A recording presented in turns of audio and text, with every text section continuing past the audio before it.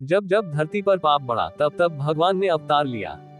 परंतु जब भगवान राम को स्वयं एक ऐसे साथी की आवश्यकता पड़ी जो बल, बुद्धि, भक्ति और विनम्रता का प्रतीक हो, तो जन्म हुआ पवन पुत्र अंजनी नंदन केसरी नंदन श्री हनुमान जी का।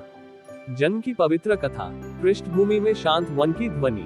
बहुत समय पहले अंजना नामक एक अप्सरा ने स्वर्गलोक छोड़कर पृथ्वी पर तपस्या की। उनका एक ही लक्ष्य था, भगवान शिव से एक दिव्य संतान प्राप्त करना। उन्होंने पर्वतों के बीच कठोर तप किया, वर्षों तक सिर्फ वायु पर जीवन यापन किया। अंततः शिवजी प्रसन्न हुए और वरदान दिया, हे देवी, तुम्हारा पुत्र मेरे अंश से उत्पन्न होगा और महान कार्यों के लिए जन्म लेगा। उसी समय अयोध्या में राजा दशरथ पुत्र प्राप्ति के लिए यज्ञ करवा रहे थे। जब उन्हें यज्ञ का दिव्य प्रसाद मिला तो वह प्रसाद वायुदेव के माध्यम से अंजनी माता तक पहुंच गया। और फिर एक दिन वानराज केसरी की रानी अंजनी ने एक तेजस्वी पुत्र को जन्म दिया।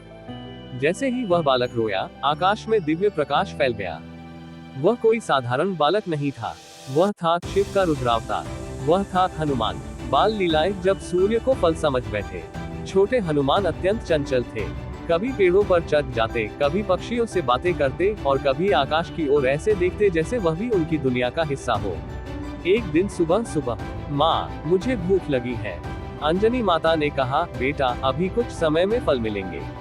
लेकिन तभी बालक हनुमान की नजर आसमान में उगते हुए तेजस्वी लाल सूरज पर पड़ी। उन्हें वह एक लाल चमकीला फल जैसा लगा। वाह, कितना बड़ा और सुंदर फल है, मैं अभी खा आता हूँ। और फिर बिना देर किए हनुमान जी आकाश में उड़ चले। वे तेज गति से सूर्य की ओर बढ़े और कुछ ही पलों में उन्होंने सूर्य देव को निगल लिया। पूरा ब्रह्मांड अंधेरे में डूब गया। देवता घबरा गए। इंद्रदेव ने तुरंत वज्र चलाया जो हनुमान की ठोड़ी पर लगा। बालक हनुमान बेहोश हो गए और धरती पर गिर पड़े। पवन देव, जो उनके संरक्षक थे, क्रोधित हो गए। उन्होंने संपूर्ण पृथ्वी से वायु हटा दी। जीव जंतु तड़पने लगे। तब ब्रह्मा, विष्णु, महादेव सभी देवता प्रकट हुए। उन्होंने पवन देव को शांत किया और बाल हनुमान को अनेक दिव्य वरदान दिए। ब्रह्मा जी ने कहा, तुम अजर, अमर और अभय रहोगे। विष्णु बोले, तुम मेरे हर अवतार के सहायक बनोगे। इंद्र ने अपने वज्र से उन्हें शक्तिशाली शरीर दिया। अग्नि ने आग से अजेय रहने का वरदान दिया। वरुण ने जल में अमर रहने का आशीर्वाद दिया। इस प्रकार वह चंचल बालक सर्वशक्तिमान, अमर और अद्भुत शक्तियों से युक्त बन गया। योजक चिन्ह, योजक चिन्ह, योजक चिन्ह। शिक्षा और संयम की राह। हनुमान जी की चंचलता कभी कभी ऋषि मुनियों के लिए असहनीय हो जाती थी। बालक हनुमान कभी उनके तप में विघ्न डालते, कभी उनका भोजन चुरा लेते। एक दिन क्रोधित होकर कुछ ऋषियों ने उन्हें श्राप दिया, जब तक कोई तुम्हें याद न दिलाए तुम अपनी शक्तियां भूल जाओगे। ये श्राप ही कारण बना कि रामायण काल में जब लक्ष्मण मूर्छित हुए, तब जामवंत ने हनुमान को उनकी शक्ति की याद दिलाई। उसके बाद उन्होंने संजीवनी पर्वत उठा लाकर लक्ष्मण का जीवन बचाया। शिक्षा के लिए हनुमान जी ने सूर्य देव को गुरु बनाया। उन्होंने सूर्य देव के रथ के साथ साथ चलकर वेद, शास्त्र, ज्योतिष और संगीत की विद्या प्राप्त की।